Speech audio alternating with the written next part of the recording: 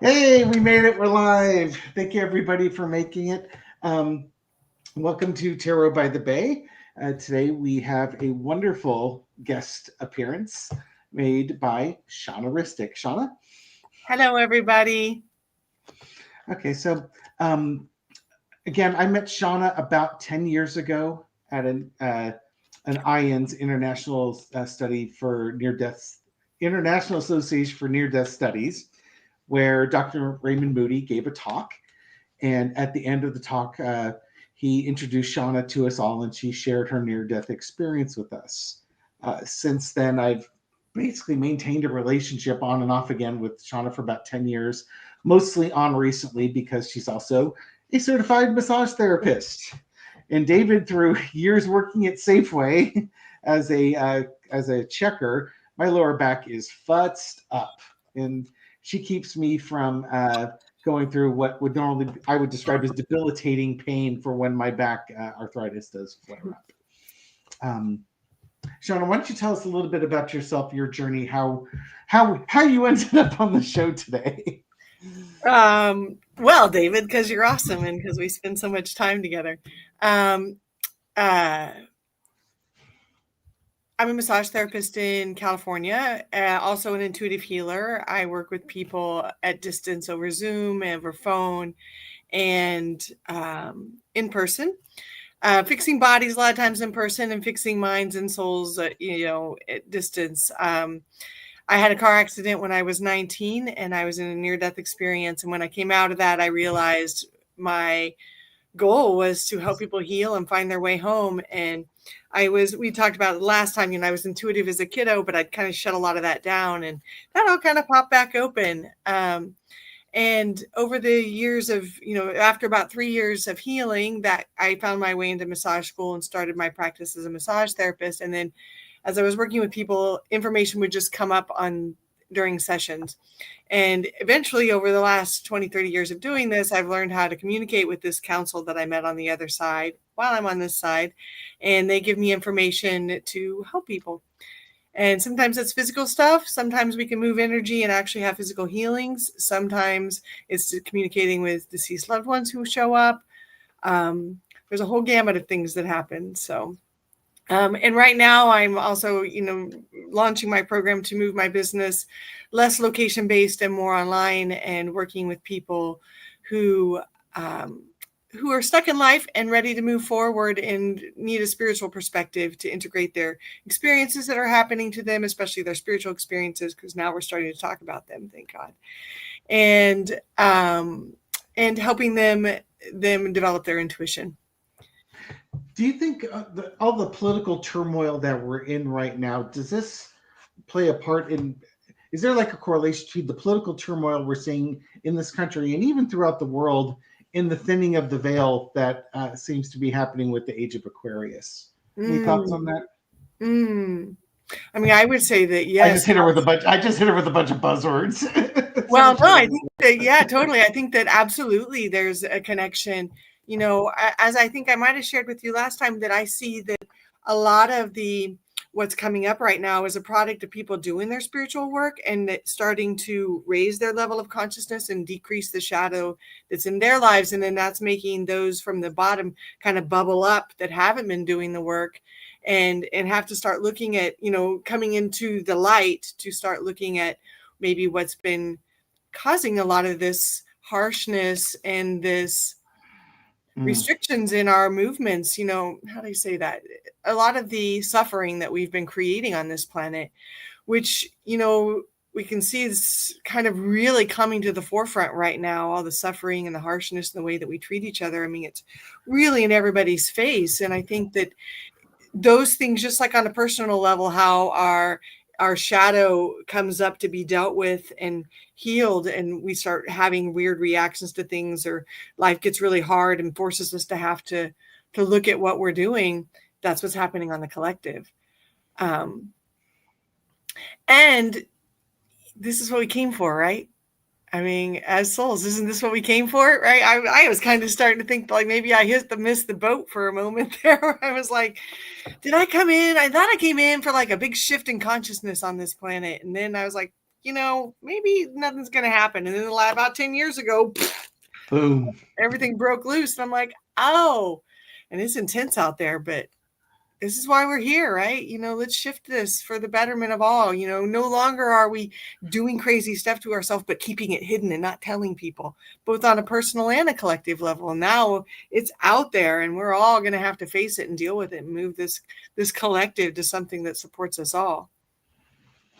It's interesting as you were describing that. I had a little moment in there.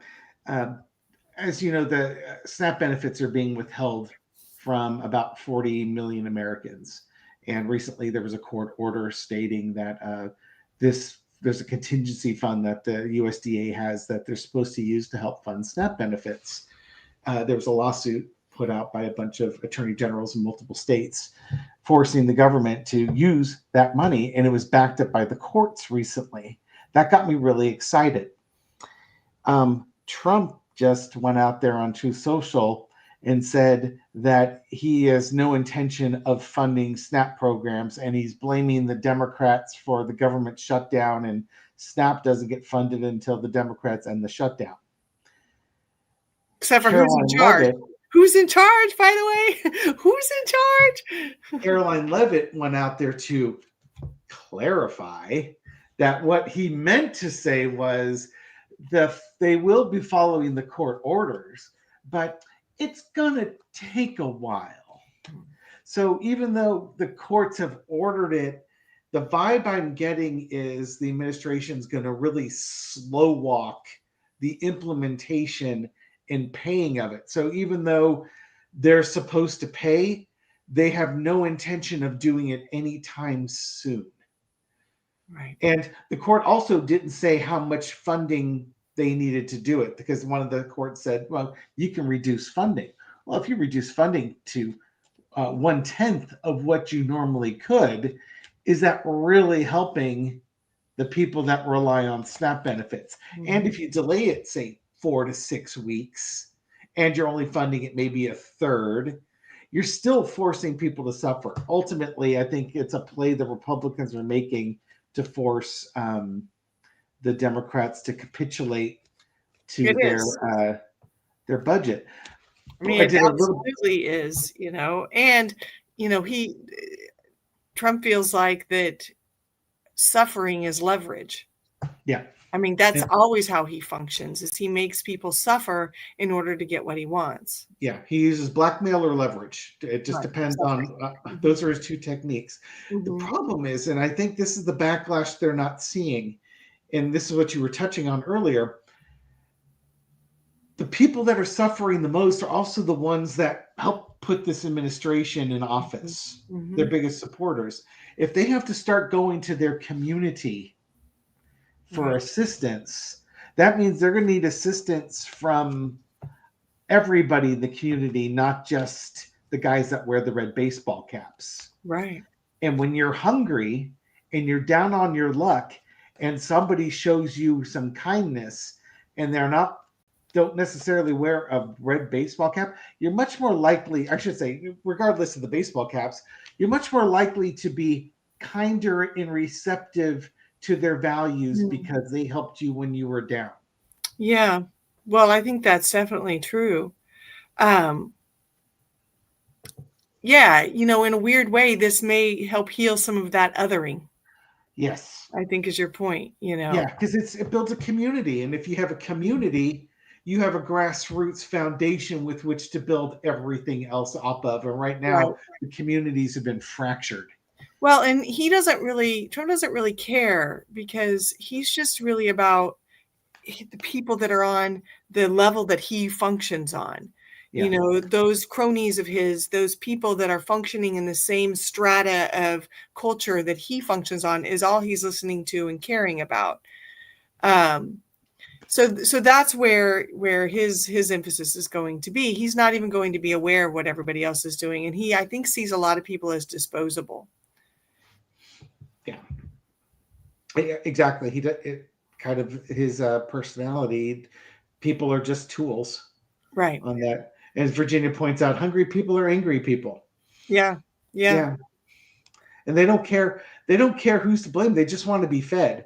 And Right. But I also see some of what interestingly I think will happen is that people, Americans especially, are really resilient. And we're really great at coming together as a community to support our people next to us, our neighbors, right? yes, Even if they don't believe like you, we're still really good about it. We can sit on our computers and, yell at all those, others out there. But when we come to a community, we pull together. And to your point, that people will start to do that. And I think that what this is going to do is in some ways really cause the community to come together and support each other in ways that won't necessarily support this administration and will create like I kind of look at it like creating like an underground support system of making sure that everybody's okay and that they can make it right. sorry, answering a comment. Um, One person was having a hard time with sound. Another was asking any signs of life from the host of the line stream. I'm not sure what the signs of life are, but we're here. I can hear, and I think the audience is, because if they weren't, we'd be getting a bunch of no sound comments. Do you have what I was looking at some of the questions earlier. I want to kind of, is this the one I want to start with? Yeah. Okay. Throw out a soft toss for you. Do Yeah, our so loved ones that have passed, are they able to communicate with us in our dreams? I have at times had very vivid lucid dreams of them, and I'm hoping that is true. absolutely true, absolutely true. The veil is getting thinner, and that's what's so exciting about this technological revolution is that electricity is an easier method for spirit and for our loved ones to communicate with us because it's electricity, so it's closer to that energetic frequency that they're existing on, so it's easier for them to communicate with us through that. Um, and they'll use whatever means they can to try to communicate with us, whether that be dreams or it's easier to make something pop up through technology or come to you in your dreams when you're in that more etheric space, where that lucid space, that in between the world space, it's easier for them to communicate with you in that space than like visually appear before you, because we've all been trained to kind of shut that stuff down where we'll be like, oh, I didn't really see that, oh, I'll turn that away, I didn't really see what I was seeing, or we'll doubt it or deny it, of some way, because we've been trained to believe that way.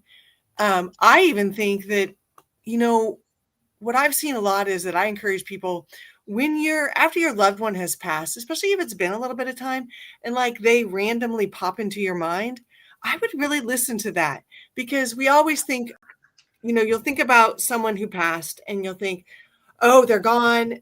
I have to stop thinking about them, or I'm going to go into sadness, and we go into automatically direct our mind into their absence, which then reinforces that separation between us. But like, where do thoughts come from? Right? Not all thoughts are just us actively thinking about things. Some of those things that arrive in a more receptive space are actually them communicating with us. And so when you think of them, maybe instead of just shutting it down and thinking you shouldn't, or hoping that maybe it's them and clinging to it, maybe just say hello. Hey, is that you? I feel you. And we also feel them, in our sensually in our bodies. You know what this person feels like. If you just close your eyes and think about them, you'll get a sensation in your body of what it felt like when they were around, especially if you're dropped into your core. So when you feel that sensation out of the blue, maybe that's them passing by. It doesn't have to be so complicated that they like manifest physically in front of you and say hello, right? I mean, things are so much more subtle, and dreams definitely are a space that is possible, because we're not in our active mind of construction. We're in that receptive mind. Do some cards on that real quick here. It's kind of like when they leave and go into the heavenly realm. It's a way for you to then reach your fullest potential. Um, the mentoring and the values that they've imparted on you is to play to your strengths. So in some Absolutely. ways, by letting go, it helps build your inner strength. It's kind of like, and this is going to sound really overly simplistic, but it's like a parent on with their teaching their child to ride a bicycle with training wheels. And when they leave, it's the time the parents have let go. You're thinking they're holding on to you, but they've let go and they're letting you pedal by yourself. The part that you don't see is that they're right behind you Yeah, with their hands not on you, but just a couple inches away. right, If you supporting you. start teetering one way or another, they're there to mitigate it. Yeah, I've worked with a lot of people, and I can see that, in their loved ones, and that they've told me, "Hey, we left because we can do more from the other side." Right. Right? They can get there and they can move energy and they can make things happen. So sometimes that does happen. And even with pets, because we talked about some of the pets beforehand, and you had mentioned Gizmo, who was this cat that someone had and that had passed. And what I saw with Gizmo and with cats in general, I just was working with another client and this came up in her. Um, what I saw with cats is that they often are transmuters of energy. So they will often be with someone to hold space and help them sort of digest energy. So if your pet dies, like after someone else dies, that's probably a good chance that they were there holding energy for you and helping you sort of transmute what this other person was going through you. Um, a client of mine's cat passed, and it happened to be right after her mother passed. And I was like, absolutely. And that's when I learned that this cat was like, yes, because I was helping her deal with the energy of this passing. And then once it was done, my job was done and they kind of moved on. Now, Becky was. Thank you very much for the donation, Becky. Becky had was speaking of Gizmo. She had sent pictures of Gizmo. What did you get from Gizmo as when you looked into that and you did your meditation? Sort of dropped into her. Or Gizmo was Gizmo very boy. tired and came, liked to come in. It was a weaker kitty. He looked like an older kitty, but I think she also mentioned in the email that he was a sick kitty, and that shows. And he just was working as best he could to try to help transmute the energy. That she was the one that made me remember about transmuting energy. It was here just to help her transmute the energy of what she was dealing with, and also was really attached to Becky and gave her the um, the ability to really care for someone. I know that might seem a little awkward, but that, taking care of Gizmo gave an extra oomph to feeling like you mattered. And then it was reciprocal because you cared for Gizmo. And then that care that you gave to Gizmo helped you to also transmute the energy of what you were dealing with in your life. It was like a way to channel care into someone. And then Gizmo could receive that because Gizmo's job was also to transmute that energy of all the things that you were dealing with. Feels like that you may have had some death or some sick loved ones or someone else that was kind of taking some of your energy. So Gizmo was helping to digest all that. Do you think Gizmo will reincarnate? Or do you get any vibe on that? I don't think he has reincarnated yet, but I think he'd like to. I think he'd like to come back. The way I've seen it is that I'm not so certain that it takes a lot for like a human and a cat to switch levels of consciousness because it's radically different levels of consciousness. So I'm not sure that I'm not sure he's going to come back as a human, but he's like, I would love to. I would love to. He's a very happy, content cat that would, despite all his challenges, just really would love to come back and reincarnate. But I'm not sure he's done that quite yet. He needs a little more time. I think that he did a lot of work. He was kind of an anchor and did a lot to really change things here. So I think he really wants to spend a little time on the other side. And he's sort of monitoring from the other side what's going on in that family. So if you feel that with your new cat, if you feel that connection, I think that Gizmo is sort of connected with that kitty. Kitties are great, man. They can really read. They can see other energies. You'll notice your cat just watches all sorts of stuff that's going on that you can't see. So I think that the new kitty and Gizmo are really connected, but I'm not sure that Gizmo came and reincarnated in the new kitty. In looking at this, I did a little four-carder on Gizmo and kind of the energy. I get the Ace of Fire, so it's the Ace of Wands. Gizmo, Magic and creation. Gizmo's got. There's a mission that Gizmo's on. Gizmo started a new task, and underneath it is the Moon Kitty. Right? These cards are the colors are nice, but it's hard to differentiate it. So I could get a little closer to help with that. It's kind of I'm going to steal a Blues Brothers line. Your kitty's on a mission from God. Yeah, We and don't get enough. Moon Kitty, Moon being that shadow and emotional layer. Moon, it's like he's here to help you transmute that emotional stuff and that shadowy stuff. And clarifier reserve, we got the Earth Queen. The Earth Queen is making sure that your your needs are being taken care of. You're kind of like your earthly needs. Like the Queen of It's like Pentacles. somebody not like your money, but it's like your money, your health, your day to day stuff is being taken care of. And on Mhm. either side, I get the cat card, which is the Fool card, starting a new journey, and the Ten of Earth, which is the Ten of Coins. And you look at this is the kitties lounging around, enjoying it. I think He's you're just over there enjoying the abundance of what he helped to make and create and all the work that he did here, that, he helped transmute the energy. And he's like, I'll just help you with your new kitty, but I'm going to sit back and enjoy it for a moment. exactly. It's I so I, agree with that. Gizmo has been kicking back, enjoying the fruits of heaven, but vacation time's over, and now begins some work on this one. We may not know exactly what's going on here, but understand Gizmo's there to help things out with you. Mm-hmm. What deck is this, Carla Joe? This is the Tales of Mystical Cats deck. Oh, that's awesome. Michelle has, my wife has a great love of cats, and I have a number of cat decks, but this is my favorite one. That when I've done pet readings, and yes, I do pet tarot readings. When I've done pet tarot readings, this is kind of my go-to deck. I haven't found a good dog deck, so I use this one for dogs and cats. Okay, let's see. Let's hide this one for a moment. We've done this one. This was kind of an interesting one. I think you might enjoy this one. Enjoy as in a different type of enjoy. My son's battling alcohol addiction.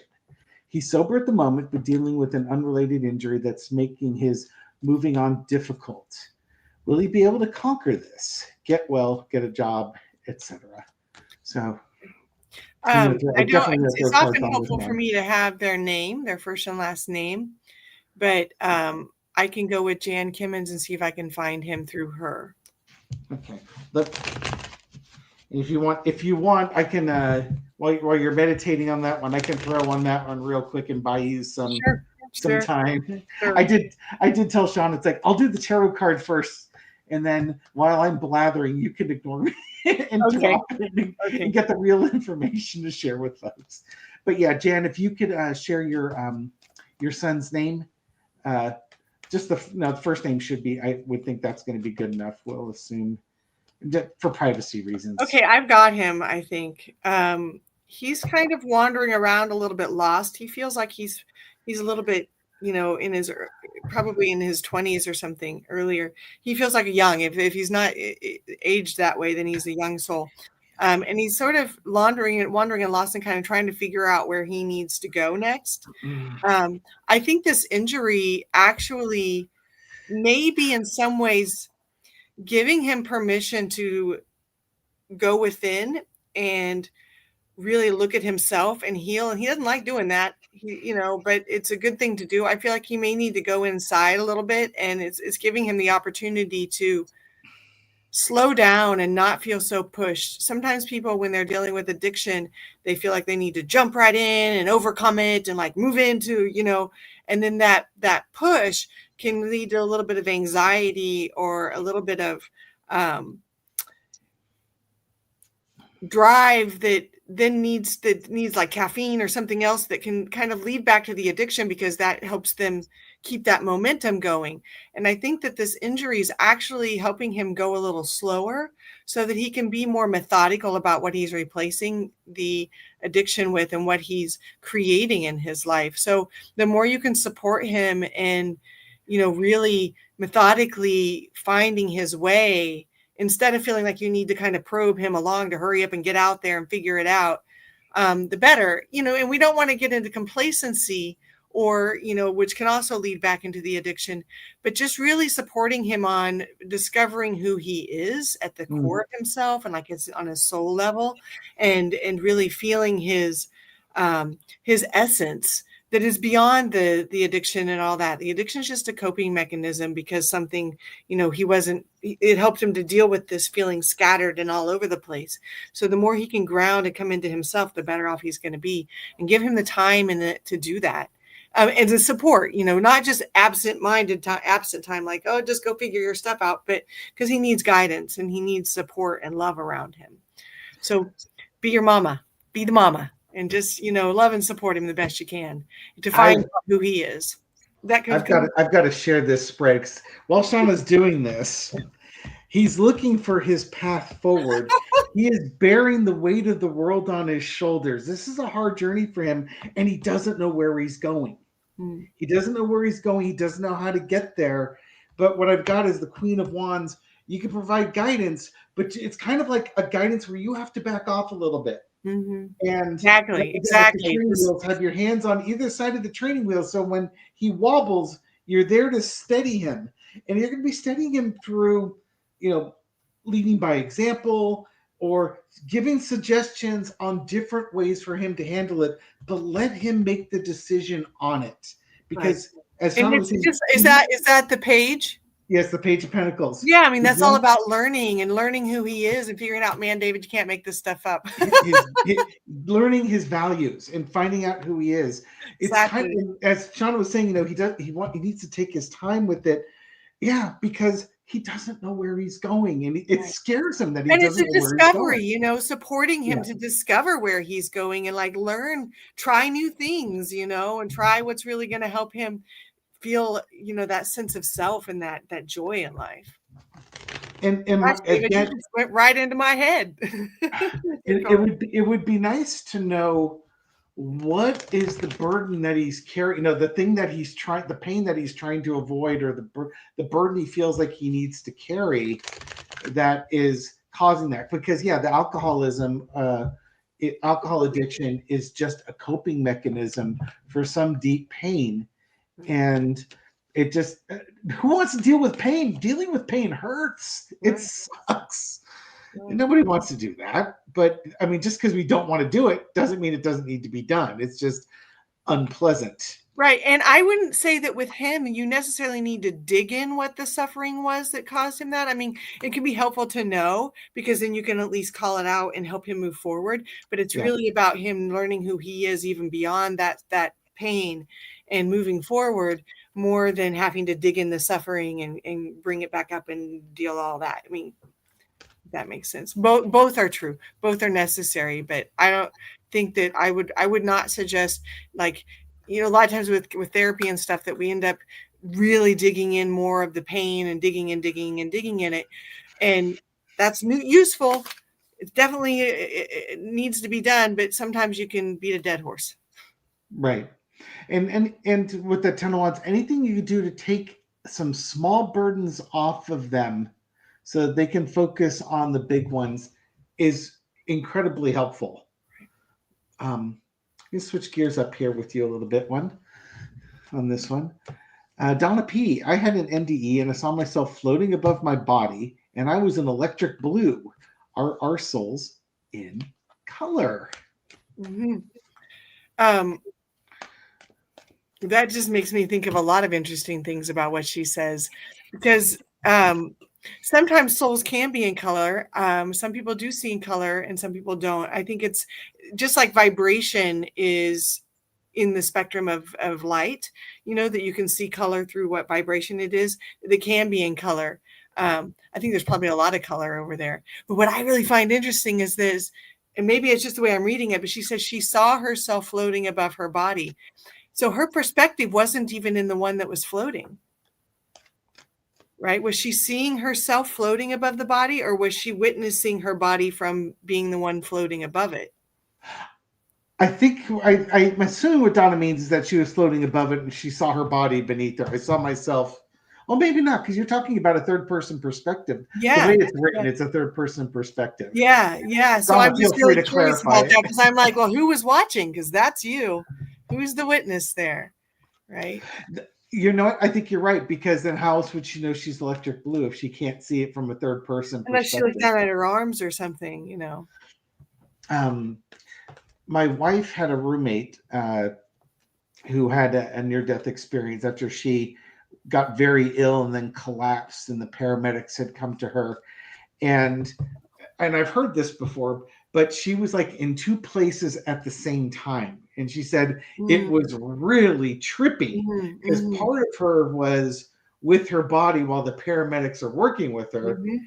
And another part of her was walking with like two entities that were really excited to her. It's like they were going to take her someplace and they were going to show her something, and she was super excited to go there and see it. I know that feeling. Yeah. And then the paramedics were like shouting her name while she was walking, and then they shouted loud enough it shocked her back into her body. And she was like, I never got to see the thing that they were going to show me. I was so excited to see it. She was pissed. Yeah. Well, I bet that she's probably still able to see it. It's just not in such a concrete way. It's funny because it did open up her intuition as well. Although for her, it's little smaller things like she buys scratchers, and she does reasonably well with lottery scratchers. And she's like, one time it's like, why am I buying it from here? I don't need to buy it from here. So she went to another place, bought it, and won like $100 on the scratchers. Nice. And for somebody who works the gig economy like she does, every $50, $100 winning is matters. That's a 2 days worth of payment in her pocket for that. Yeah. Little differences. But, like on this one, so if she saw something floating that was herself, but she was outside of herself, seeing herself floating above the body, that's really fascinating because it was almost like she was watching the soul quality, the personality, the individual unique essence that's outside of the body, but even from that more witness perspective out of that. Oh, she said she saw it from out of the body mode. Oh, she was the blue entity. Okay, that's clear. Shawna's got, so Shawna has a window in front of her, so if you keep seeing her changing as colors. The trees move and the sun moves in and out behind clouds, her exposure's coming out. Yeah. And of course, every once in a while, you'll see a lovely rainbow come racing across her because there's some prism effects also. Yeah, there is a prism on my window. That's really funny. Well, I might have to find a new location for Zoom meetings. Okay. One question. When you were in the heavenly realms, did you get to see any of like some people talk about being in a meadow or a forest or anything along those lines? Did you get to see anything like that when you were on the other side? No, I don't remember being in any sort of location necessarily. For me, it was more about the information download I was receiving. Okay. All right, let's see. I'm going to jump back here. Oh, we had. I think I sent like 4 different pet readings to Shawna. Let's jump into another. Basically, some people have posted up on my community page asking about their animals, and I mentioned it to Shawna. She goes, "If I can get pictures, that really helps." So I had messaged folks on the community page saying, "If you've got a picture, send it to me." And I forwarded those pictures to Shawna. So I realize folks in the chat will be asking questions, and we may be able to answer some of those too. But for a more in-depth one, I wanted to give her the ability to read on folks that actually sent pictures. Yeah. I'm just looking at them right now. Okay. So I did read on, there was a dog named Bella from M. Let's see if I can find that. I'm going to get the cat cards out to help with the Bella reading. Let me just make sure I have the right one.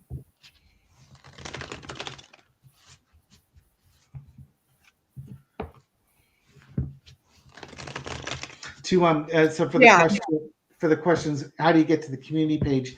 If you go to like Tarot by the Bay on YouTube and you see the little blue, you see the lighthouse with the blue icon. If you click on that picture, it will take you to the main YouTube page. And just below the top part of it, you'll see things that says like videos, shorts, live, playlists, and then there's one that's called posts. If you click on the posts, then you'll see what looks like it's basically a chat board or a bulletin board where you post things up. And there'll be a big old mugshot of Shawna on there. where I was introducing her and advertising the live, and that's where questions were asked. And for the folks that answered questions, I just had them email me at tarotbythebay@gmail.com. And then I just forwarded those to Shawna. So what I was getting around Bella that was there from M, Mary, I think was the name, is that it's funny because I mean I really got the Bella thought she was a herder dog, but looking how little she is, I don't know about that. But big attitude, small dog, big just felt like attitude. she thought she was a herder dog, and she liked to make sure that everyone was safe and had what they need. Hold on a second. You just make sure because there was 2 Bellas, so I just want to make sure that I have the right one. Yeah, because I wrote some notes. Let's see, because I know I've got the email. Yeah, that was it. That so. And she liked to make sure that everyone was safe. She thought she was a herder dog, and like her job was to get anybody anything they need, like a little hostess or a little host that always was there just to make sure you got everything you need. You got everything. You got everything. You got everything. Can I get you anything? Need anything? She was sort of little Italian mother in a yes, like a little attentive host. And so she just felt like that was her job to do that. And it doesn't, let's see. Yeah. And I think that you really served her well. She really enjoyed her life with you, and she enjoyed being on this mission to serve with you. And I think that you two may be in some ways in service also, you and your husband, especially you. And so she just kind of wanted to help with that, to be in service. And so I feel like that's what she did. And then when it was her time, when she was done and she was done being in service, you know, she was ready to go. And I think you did a great job with her. The fact that you mentioned how you thought she was gone and then she woke back up for a brief moment and she just was checking in. I'm still here, just letting you know, and I think that you could probably really you could definitely trust that she's still on the other side doing her service and helping. But there's no need to feel like you did anything wrong. She's just really like, I'm still here, still helping. I just didn't need that body anymore, So I would really just let yourself feel good about that. And it might be kind of funny. She's probably still leaving things and doing stuff around the house once she figures out how to move the material world a little better. She feels like she's just a little dog that likes to be attentive and in service. There's and I'm not sure if to read this as how Bella treated you or how you treated Bella, but the foundation I have is the Earth Queen. So, the cat that again sits on the lovely chair with the lavender around them, really enjoying the life they had, but underneath it, good Lord, it's all swords. You got the Page of Swords and the Sky Kitten, the King of Swords and the Queen of Swords and the Sky. Talk about swords like really out there to do a mission. I'm in service. Yeah. I'm here, because the Queen is in service also. It would be like, it's my job to make sure the Queen has everything she needs. Exactly. She brought a king in. We'll make sure he has everything he needs to. And again, underneath it, I got the Moon Kitty again. So okay. It was like, I'm going to make sure she has everything she needs, but it's going to be like a butler. I'm going to be invisible while I do this. You won't even know it was me, but girl, I got you covered. That's what I get on that one. Okay. So there was another Bella. Oh, this one was from Kim, and this Bella was one that got out with their brother Bo, and that she was able to get Bo back in. Bella got injured or got hit by a car. Is that the one? Yeah. And I don't think you should feel bad about that, Kim. Bella was just saying that she understands it was a mistake, and she knows she was a mischievous little dog, and that she was like, I'm out, woo, and I feel like she was kind of a young soul, And they were out playing, and that just is what happened. And she doesn't have any hard feelings about it. And in fact, though, what she did tell me was that, and maybe this makes more sense to you, but part of why she also needed to leave is she needed to leave more space for her brother. And I don't understand exactly what that means. I've seen that happen when people are pregnant with twins and one twin may leave because they leave space for the other. And I've seen that in loved ones who've gone, and they'll leave so they can do more, like I said earlier, from the other side. But for some reason, Bella needed to go because Bo needed more space for him. And so she sort of did this for Bo to be able to whatever he needs to do. And I'll bet that she's still hanging out with him.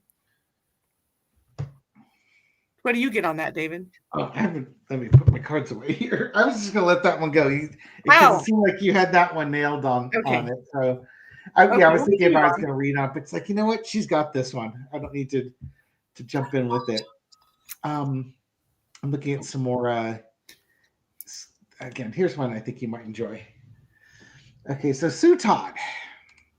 I have recently finished my first draft of a book, spiritual memoir, Becoming Who You Are.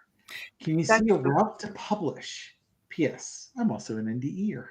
That is so interesting because, I've been asked to write a book and I haven't done it yet. And, part of the mission that brought me to California was was a project around the near-death experience, and people encouraged me to write my book. So I was sort of playing with it at the time. And the title I was working on was Becoming Who You Are. So interesting. I like your title. Great choice. So let me see about that. Sue Todd.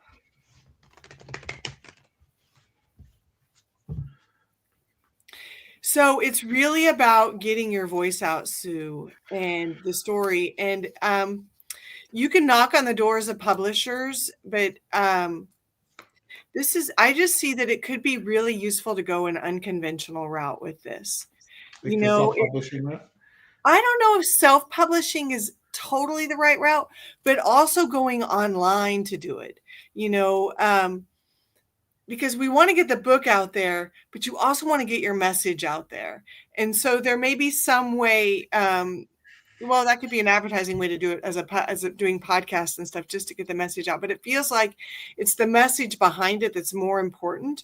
And that even like, I'm seeing something like even doing, I don't know if this makes sense, but like doing chapters or segments of it in different places or something like that, if that makes sense at all.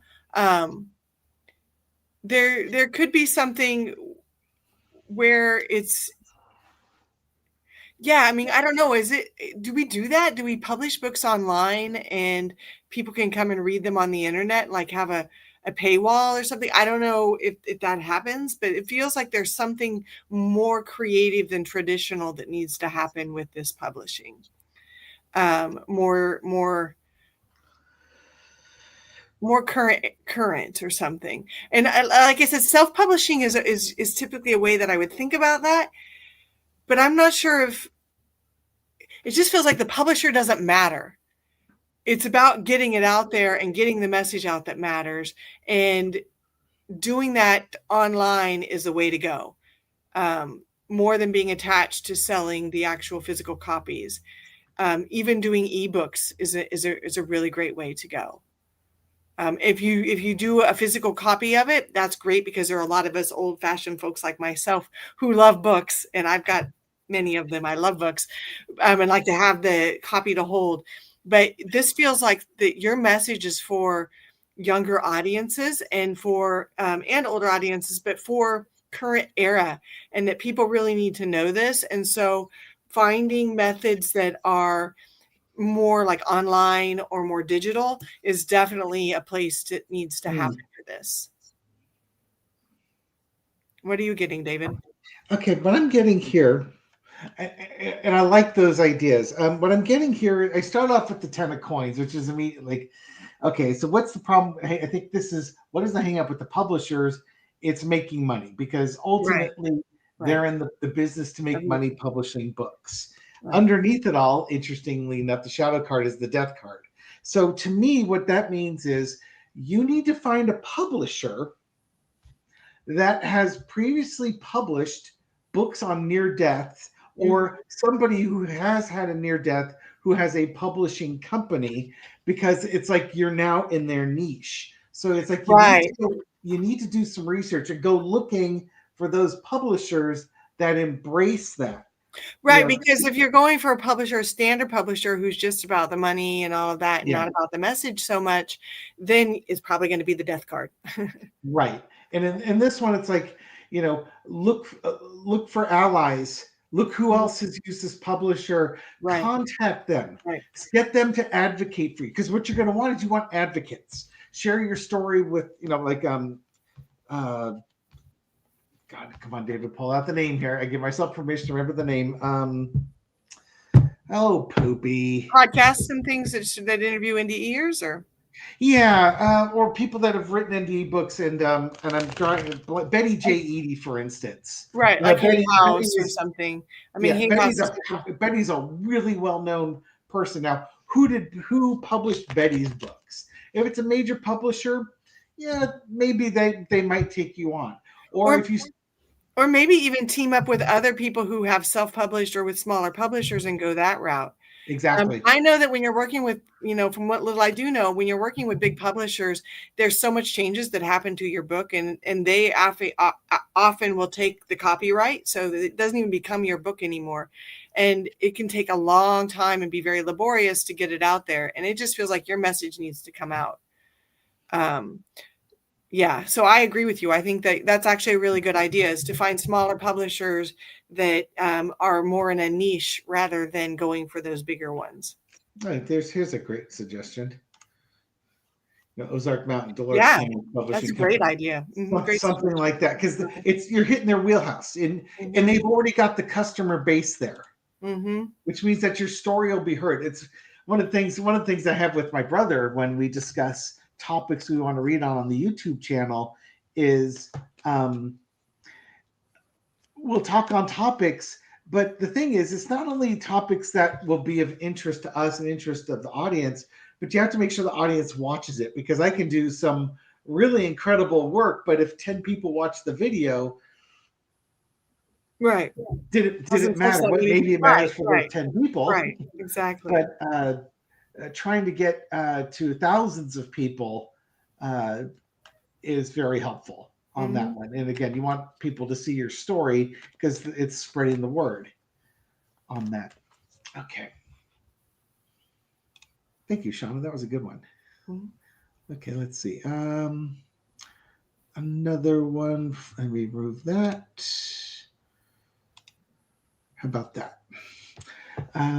Phyllis Ledgerwood. Hi to you both. I want to increase my skills so I can read for people on YouTube.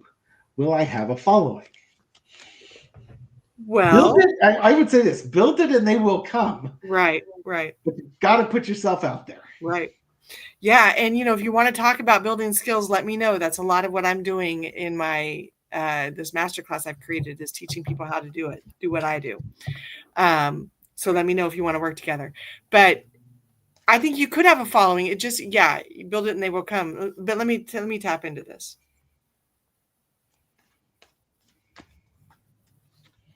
So it's really, Phyllis, about you also defining your person, your avatar, your niche, the person that you want to be speaking to, because you can't cast a wide net and just expect a bunch of fish to come in, and that'll leave you frustrated and it'll make you doubt your skills.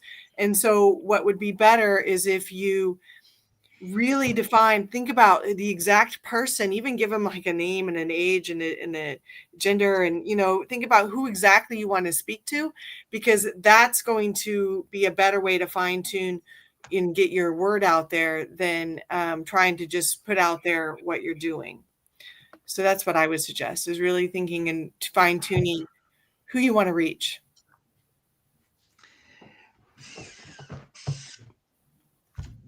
Foundation I get for that is Page of Cups, Learning. which learning. It's looking at something that nobody else is looking at. But the other thing I got is, who's reading for Gen Alpha? Mm. Who's reading for the younger people out there? Oh, When you interesting. look at a lot of the intuitives, they're older. Heck, I'm 60, Mhm. and you look at my demographics, my audience is primarily female, ages 50 and above. Mhm. Who's reaching out to the young people today? And how are you going to reach out to them? YouTube is good for that, but young kids, they watch Instagram, they watch Right, TikTok. TikTok. So TikTok. That's if actually you're a great idea. That's a great idea. yeah, And I so like the cups, it also for me in that signifier card, it also indicates to me that, really speak to the emotional quality, yeah, right? You want to help people with relationships and emotions, and to be better in that space. because nobody who's giving them the message, who's representing them, and the challenges that they're facing that we don't see. What one is that one? That's The the Seven of Swords. Oh, it's the swords on the right. Yeah, Okay. so he's sneaking off with it because you look at the and underneath I have the Hierophant because we've got Mm. what organization and there's like a bigger organization, bigger projects, but it's kind of taking it in total is that when we do a lot of reading, we're doing a lot of reading, at least on my channel, anyways, on big political issues. But Mm. what about smaller things Like that in are their lives, impacting right? exactly young people? And Right. I couldn't even begin to tell you what they're facing, other than they know that they'll never be able to afford a house. They Right. won't, the lives that the baby boomers had, that Gen X had, is not the life that they had. And Right. how do they navigate that? And I don't think they've Yeah, got and that.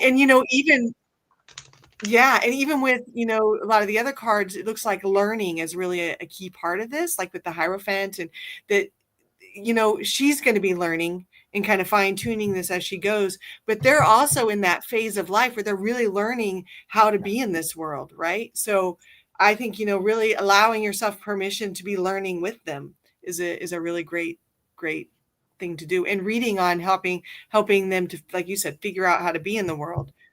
And I'm wondering if that is part of the if that Hierophant's representing the collective, their Mm. community. We don't. Mhm. They maybe don't have that community. But again, bad analogies. They may more be like cats, and it's Mm. hard to herd cats. Well, Hierophant is like the hermit, right? Well, Hierophant usually refers to like big government, big picture, big like churches, the army, the Right, right. federal But they're government. also that introspective kind of go within the component, aren't they? Yeah, I think so. Mhm. I know. I think in my deck it's the hermit, but I can't remember if the hermit's a separate one than the Hierophant. It is a separate one. Okay, The never hermit. mind. I've Never got the mind. hooded guy with the lantern Yeah, going yeah, yeah, forward yeah, here. yeah. All right. Um, let's see here. I want to give some thanks out. Mata, thank you very much for the generous donation. We do appreciate it. And Terry, she got the super chat to work. Thank you, Terry. And we had a question from Luann. My husband passed in 2008. Is his spirit around his grown children, grandchild? Well, without even throwing on it, the answer is going to be yes, yes, and yes. And for extra added benefit, yours as well. I think they can't help themselves sometimes. Right. Their love for their family and wanting to provide guidance. But let's see if we can get Totally. anything more specific. Totally. I don't have his name, but I can try to go through Luann here. Hold on just a second. Let me go back to the live here.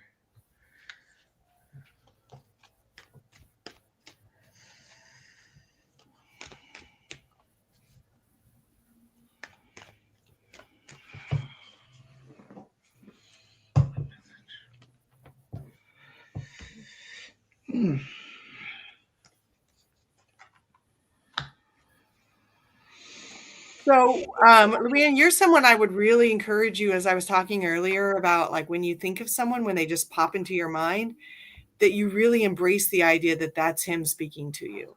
It feels like that he's around a lot, but there's a lot of resistance to that, or a lot of disbelief to that, or like a lot of, questioning it and uncertainty. So I would really encourage you to soften a little bit around that and to really just sink into the idea that he is there. He's very committed to you guys and very around, that he is there, and that he's so that you can start working with him yourself, right? Like whether it's in dreams or, just being curious, or like, listen to it. If you could ask him a question, what would he say? And instead of feeling like it's yourself that like imagined it in like, in this active mind, just sit back and kind of listen and see what images or what thoughts or what comes into you. It feels like he's around, but there's not many people who believe he's there. So he's getting kind of resistance and having a harder time connecting. I asked, let's see if just checking to see if Luann's going to add any more information. When I throw on it, I was asking, does he have a message? I don't know if I'm getting a message. I might be getting a personality. What I get with him was the King of Pentacles with the King of Wands underneath. I just get the vibe that he was a man in charge of the money, in charge of calling the shots out. He was the man of the family. I've got this. I've got this. I've got this. And then center underneath it, I get the Death card. And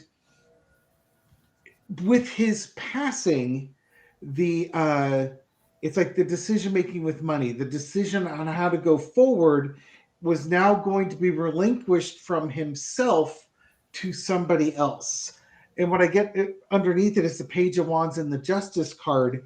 And I think what it is there was time, he might have been more of a traditional old fashioned person.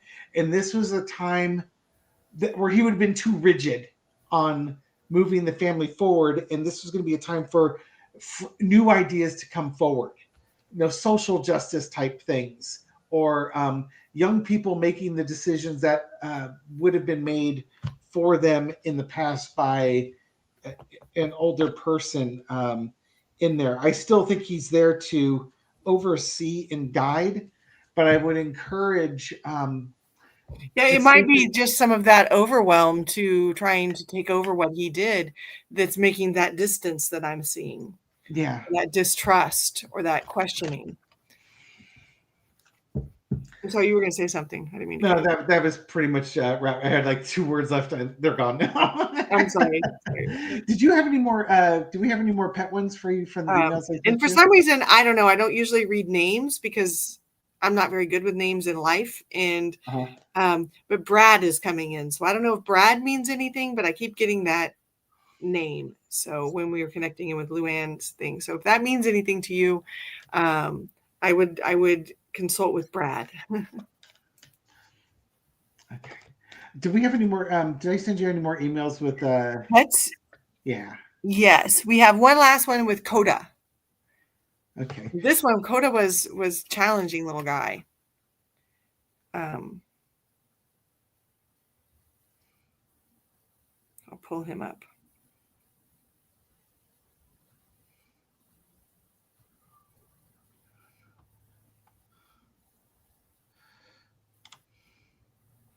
Oh yeah.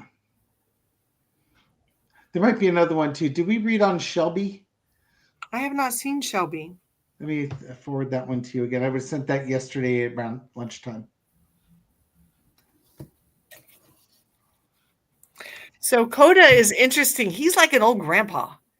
He's like, a curmudgeon, kind of grumpy, just wants to sit around and complain and like kids. Does he sit there yelling at kids to get off his lawn? Right. Yes. He's like that, but he's like, but I'm also like the tough one, and I'm the one who rules the place, and y'all gotta come through me.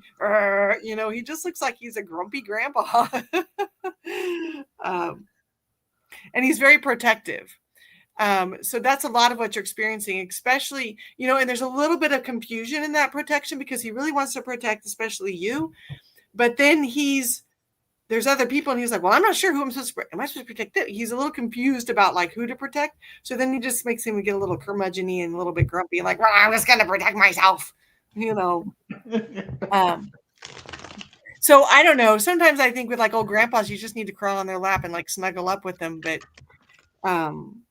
and he probably did that if you could find a way. And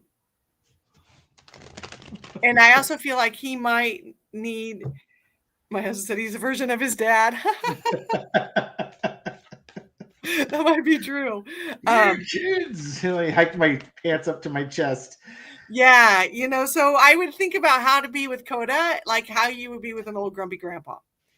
You know, um, Maybe you kind of sit near him and then move closer. And I mean, there may be someone like a child who can get to Coda, who may convince him, but he also feels like he just likes to kind of sit curmudgeon-y and like in his corner and like observe things. And so I think giving him space to do that is a good thing. Little grumpy grandpa. Yeah, is Coda still with the Coda's is still with us here. It's an interesting one. And the only reason I'm asking, I threw on it, and I get the go check your email. I just forwarded you the re-forwarded the picture of Are you reading on Shelby. Coda right now? Yeah, I'm gonna read on Coda, and I forwarded you that picture of Shelby again, so it pops up to your top there. Fine. He looks like a terrier mix or a terrier. He's got I did see that. Okay. I start off with the 10 of Sky, which is this cat sort of cowering in the corner. You can't see because it's washed out, but there's lightning bolts ahead. So there's a component of fear that maybe the aggression masks a fear component of it, because when we're scared we get angry, and it sounds like and the anger is can be expressed as like aggressiveness with it. Center underneath it, I get the Star card, which is the calm after the storm. So I think Coda might have some really strong fear response, and then once, like when there's anxiety, the dog, like grumpy grandpa, he's like, bruh. Yeah, okay, I'm really anxious. Everybody get the hell away from me. And then underneath it, I get the death card, but I don't mean death as in dying, as in peace, being at peace. And I think ultimately that's what Coda wants. Coda wants peace, and Coda's just really wired for sound. Anything just causes anxiety, lash out, everybody's scared and runs away. Okay, I can calm down now. That's what I mean. He needs that like alone time, or that space. He needs like a space that's his, that he can go and sit in, and he can get in his little broody spot till he kind of gets over it, and then he can come back out. And then I get the I get two major arcana here. I get the Wheel of Fortune and the 11th card, which is Consequences, which I think is I don't think it's Judgment, but basically you don't know what you're going to get with Coda. You don't know what you're going to get with Coda, and it's like Coda doesn't think. Coda reacts, and then you deal with the fallout later. Yeah. And sometimes I think Coda reacts and then realizes, oh, I just messed this up big time. I'm really sorry. No, I'm really grumpy because now I'm mad at myself. Yeah. Or Coda might say, I really messed this up. This is your fault. that's for you to deal with. I'm going back in my corner now. Leave me the heck alone. Yeah. But he really needs his little spot. He needs his spot that like nobody he can go to, so that nobody bugs him there. Yeah, Coda really just there. Yeah, Coda needs a safe spot. He needs that night. He needs to be the box in the corner where I can see everybody coming at me. I've got a table above me so nothing can come dropping down. I see everybody coming, and it's kind of like the little tribute of treats and stuff like that. So Coda knows where Coda's spot is, and nobody's allowed to go in Coda's spot without Coda's permission. Exactly. Yeah, Coda definitely needs that. He needs a place to go brood and get over it. Okay, so Shelby. Oh, yes.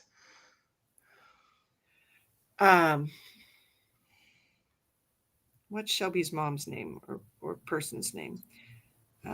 Morgana. Okay. Shelby feels like she was a really kind soul, very gentle soul, and very, easygoing for the most part. Just there was definitely a really heart connection between the two of you, and I just feel a lot of warmth in my heart with it, and she definitely is still connected to you. You don't need to worry about her. She's not real concerned about, she's there and she's helping, and she's not real concerned about like how to manifest for you. She just wants to be with you and wants you to know that. I think you may even feel her like around your feet or feel her in your lap or something, at night. So allowing that to be there. But you asked specifically any advice on how to meet up with her in dreamscape. Because the dreams, as we're falling asleep, we go into that more etheric realm where we start to leave our body, and then we go into the astral layers where we kind of go back into our oneness and back home for a while to rejuvenate before we come back in. And dreams often happen in that lucid space in between when we're sort of in that more receptive mind. So that's a great place to meet with her and for you to see her. What I would recommend, and I just posted about this on TikTok the other day, it was kind of my gig for a while, was telling everybody to make their altar. And I'll just kind of a loaded word for it, but a place that you go and meditate. And I'm actually going to probably put up another video about this. Yes, it's like where you go and it's got things on it that really help you to remember who you are at the core, so that when you, just like Coda spot, when you go there, you can really sink in and let yourself kind of drop in. Not things that are going to draw you out of you and make you sort of think about all these things, but things that are going to help you remember who you are. And so if you have an altar space like that, then putting a picture or something to remind you of Shelby there, and then go to that place before you go to bed at night, so that you're dropping into your truth, kind of letting go of all the things of the day, letting go of everything. So coming back here into that space, and then let yourself bring Shelby and the image and the thought and the feeling of her into that space with you, then go to bed. And then you'll be wearing her energy with you as you sleep. And then as you're coming up, I would really suggest you leave something to write or something right by the bed, probably not your phone because it will distract you into other things, but like a piece of paper and a pen, so that as soon as you come out, you can start jotting down the information you get and what you remember before your active mind jumps in and starts negating it. That would be my advice on how to communicate with her in dreamscape. And I think she'd be there for you. Okay. Guess what? That hour flew by super fast. Did we already go through an hour? Wow. 7 minutes over on that one. Sorry we didn't get to everybody's questions. Lastly, I do want to at least acknowledge folks that did donate. Any help with my living situation where I feel stuck in pain. Thank you, Amriel, for the donation. Do appreciate it. Mata, thank you. And Angela Riley, thank you as well. We can't get to everything, and we've already kept Shawna 7 minutes longer than was intending. Shawna, did you have a good time? I did. This was fun. We should think about this again. All right. And again, I want to thank you everyone who joined us today. Thank you for throwing out your questions. For the people thanks for it was really great to get to answer the questions and to be there, and it was really exciting and challenging. So I appreciate the opportunity. And again, thank you for the folks that sent that had reached out on the community page to send pictures, so that we could hopefully give you a better connected reading to this. Shawna, again, do you want to share your contact information? I'll put something in the chat here. Sure. You can always reach me at my website, www.shawnaristic.com. And there's every information on there about everything I offer. And then I'm also on TikTok and on YouTube and Instagram and Facebook. Yeah, so if you have a YouTube, obviously you have YouTube accounts, go subscribe to her channel. She's been putting up short videos and longer videos on the channel. If you have a TikTok account, join her on that as well. It's nice because if you're subscribing to her channel, you help boost her message and the insights that she's trying to share during these very tumultuous times that we're going through.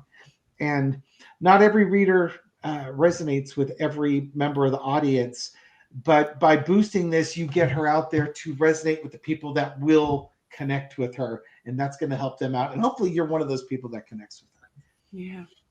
Yeah. And thanks for showing up and sticking around, not only on the show, but here on the planet, because we need you. Yeah. These are not easy times. No. Okay.